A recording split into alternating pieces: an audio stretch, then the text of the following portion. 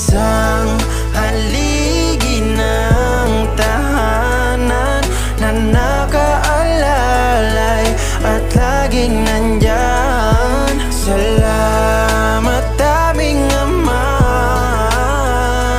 di mo pinabayaan, sa amin ay dakila ka. Salamat dahil nandyan ka lang, sumusuporta, di kami pinababayaan.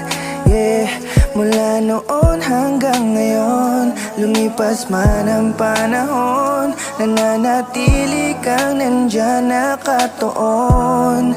Ang bawat oras, laging pinapamalas, maging halimbawa ng mabuting ama.